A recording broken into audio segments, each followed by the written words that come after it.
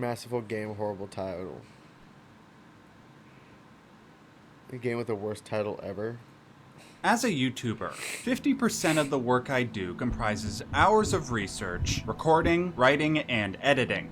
The other 50%, all on the title and the thumbnail. Okay, maybe not literally, but...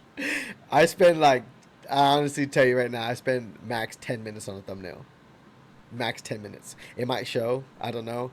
I literally just like, I shoot it and I go with the first draft and I fucking run it. I don't even care to like try to go all out on it. That's just how I do it. I don't take a lot of time.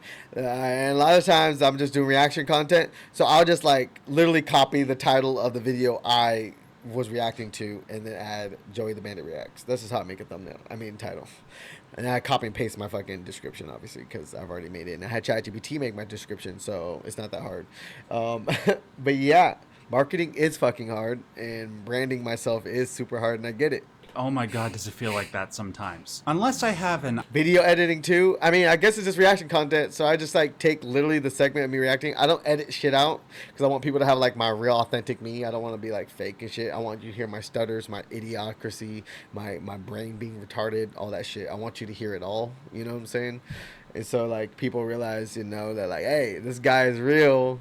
This is him. Yeah, I don't want to sound like uber smart and edit my shit and make it sound like I don't stutter and shit, you know? Or like repeat shit. I want to, if I sound like Joe Biden reacting to something that day, I sound like Joe Biden reacting to it. And this is what it is, you know? An eye-catching thumbnail and title, the chances that a video will quickly get submerged amidst the infinitely flowing sea of content, like a tear in rain or a hot... Yeah, I pre-take all my pictures. Like, I do that shit and then I just throw it on the thumbnail.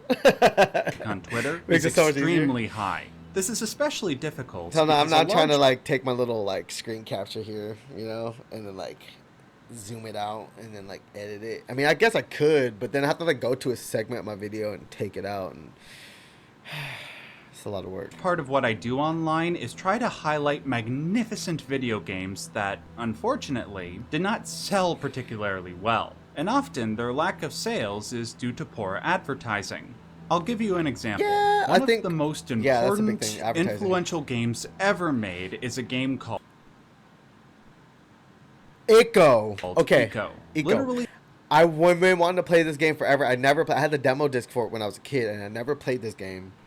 I need to find this game. All of the greatest games released in the last 20 years were inspired by Ico, but unfortunately, the game itself didn't sell all that well, at least initially. I couldn't find it. I personally put that... I could not find it as a kid. ...down to the game's title and the cover art. Though the art is gorgeous, don't get me wrong, neither it nor the title immediately tells people what the game is about or why they should play it over more popular games that released at the time. Even the marketers who tried to sell the game in North America noticed this and changed the cover art for that reason, though I failed to see why this...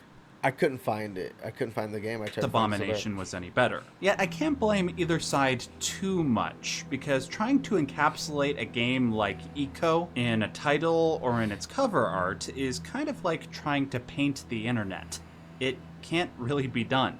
And thus, so many great artistic games in the vein of Ico, like Okami, Eternal Darkness, Sanity's Requiem, the Talos Principle... I might have to find that shit, emulate it, and then I might have to emulate it and fucking play it on stream or something. Slave to Odyssey to the West, they all sold poorly. Though they are all sublime experiences, their marketing material could not convey why. I've tried to contend with this problem for the past few years, understanding why great games didn't sell that well and how I can make other people interested in them. Recently, when I revisited that question, I asked myself which game was arguably the greatest at showcasing all the wondrous things that the medium is capable of, but which utterly failed to gain an audience because of its marketing. In my mind, there is one example that stands above all others, and that game is El Shaddai Ascension of the Metatron. Never even heard now of let me it. get one thing clear real quick. My distaste for this title is not due to any animosity towards that title is a mouthful. Yeah, I can see why. Yeah.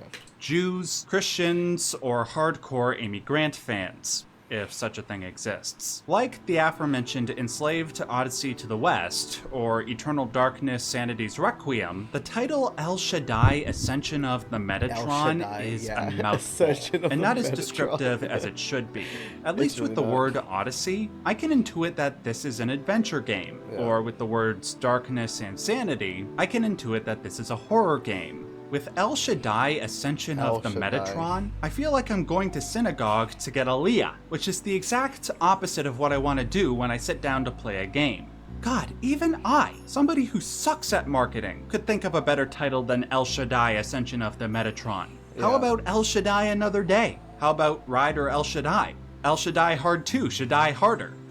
Okay, fine. Those titles suck, but hey, at least they're better at communicating that it's a hack and slash action game. Now it's fine if you disagree with my reasoning, but what can't be disagreed with are the raw numbers. As far as I can tell, this game sold less than 500,000 copies during its original run on the PS3 and Xbox 360, and barely anybody bought it on PC. This breaks my heart because, without exaggeration, El Shaddai Ascension of the Metatron is without a doubt one of the most impressive works of art that I've ever encountered in the gaming medium. And I'm saying that as somebody who played it 12 years after it first released. Almost every discipline that goes into the creation of a game is represented at its near apex here. Its visuals are breathtaking. Its music is earworm-inducing. Its story, though based in religious mythology, still manages to feel highly original. And best of all, almost every level feels like it belongs to a different game, which keeps things feeling fresh and interesting.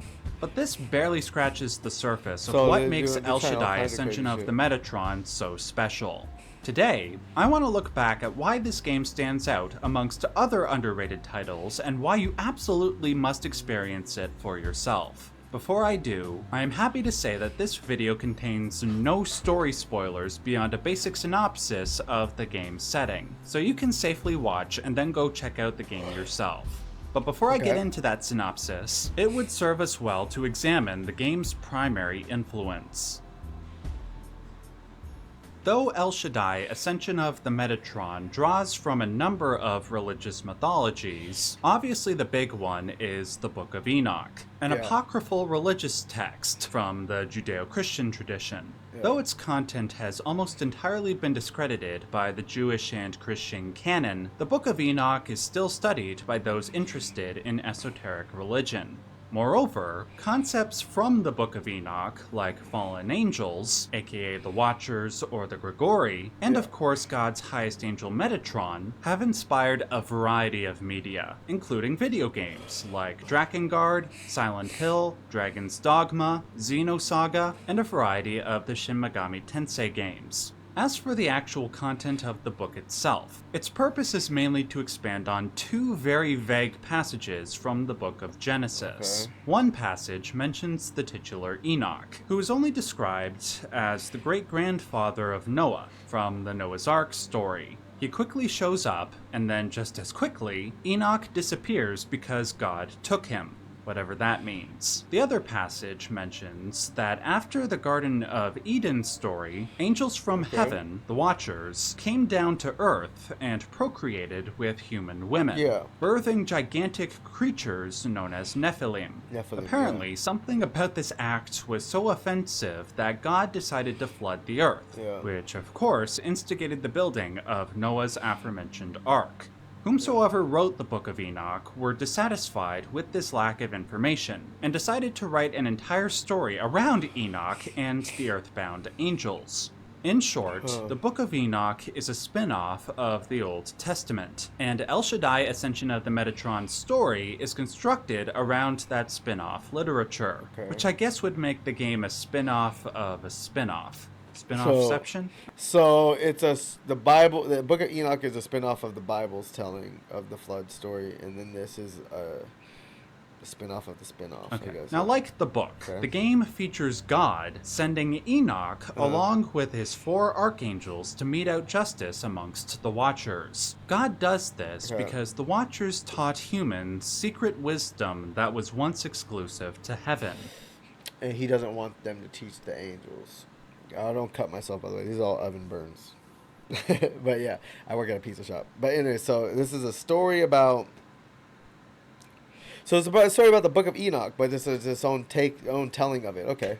And also because they gave birth to the Nephilim, giants who evolved into fiery monsters that went around eating humans. Though there is one discrepancy I would like to point out. Enoch's role in the book is more akin to a prophet, where he merely tells the Watchers what is going to happen, and then the archangels do all the dirty work.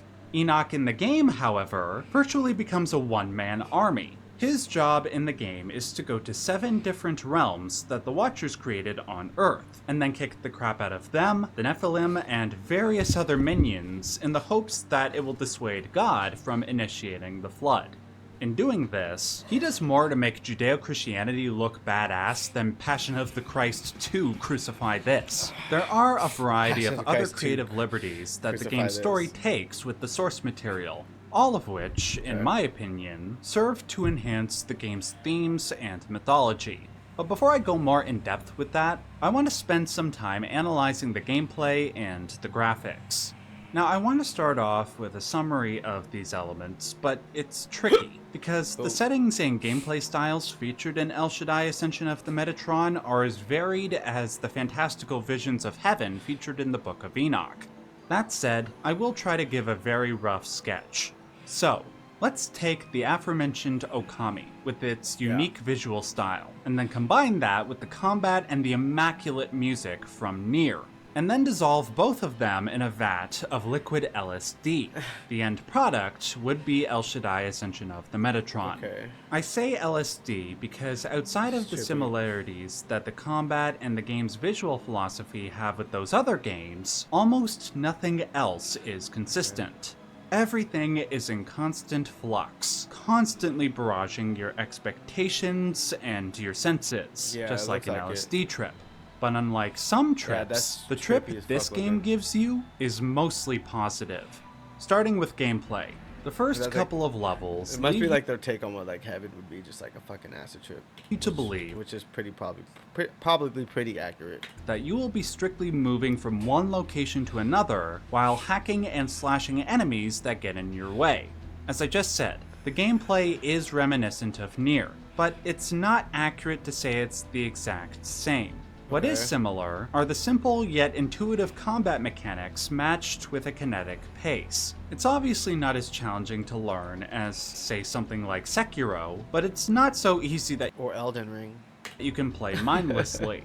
It constantly keeps you engaged, and when you do win a fight, it feels like a product of your ingenuity and skill, rather than just a constant mashing of one button. Yeah, that's good. I like that. The other thing that is very similar to Nier is the game's tendency to frame the game from different angles. At one point, it will look like a typical 3D action game, but then it will look like a side-scrolling Metroidvania. And then the camera will pull out so you can see the large, detailed environments sprawl out before you. With both games, forcing the player to perform the same actions while the camera restricts your view mostly keeps the gameplay loop feeling fresh, minus any of the frustrations that could easily come about by restricting the player's view. Despite these similarities, El Shaddai Ascension of the Metatron's gameplay feels too inconsistent and all over the place to be truly similar to Nier. But I say that without any hint of negativity. In fact, it's the greatest advantage that this game has. As I alluded to before, each of the 7 realms that Enoch travels to are ruled over by a different Watcher with a different personality, and that personality is reflected in the level's gameplay and aesthetic. At one point, you will be 2D platforming through a watercolored dreamscape. The next, you will be fending off enemies while one of the angels, who, I kid you not, is a literal Michael Jackson impersonator, dances in order to block your view. Then, you'll be speeding on a motorbike through a futuristic-looking... That's like Final Fantasy VII. ...city. Yeah, in a game based in the Old Testament time period. It looks like Final Fantasy VII, yeah. Oh, and if you think that's over the top and nonsensical, Enoch likes to fight the forces of evil wearing super tight Calvin Klein jeans. When video games were actually made for gameplay and not just visual high fidelity graphics. Yes. Why? Like, angels teaching humans to build Tron bikes just a few years separated from the Garden of Eden, why would Enoch, in perfect health... It's because aliens and, we're probably angels are probably aliens, So, like, why wouldn't they have Tron bikes in their world?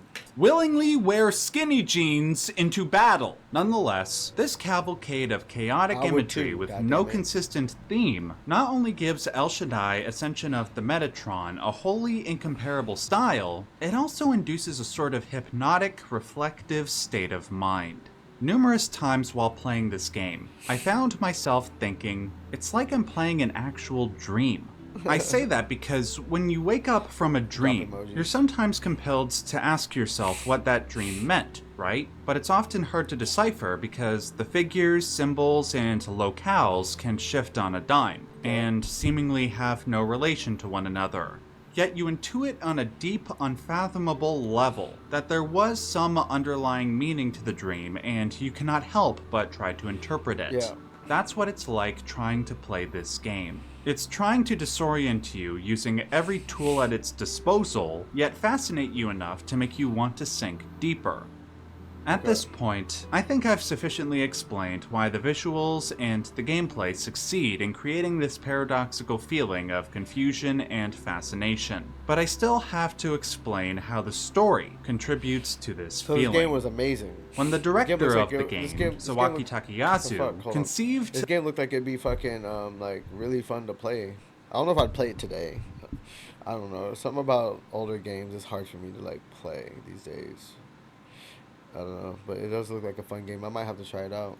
Of the idea for this game, his original intention was to start a 9-part series. In this hypothetical chronology, though, El Shaddai Ascension of the Metatron would be the 4th part.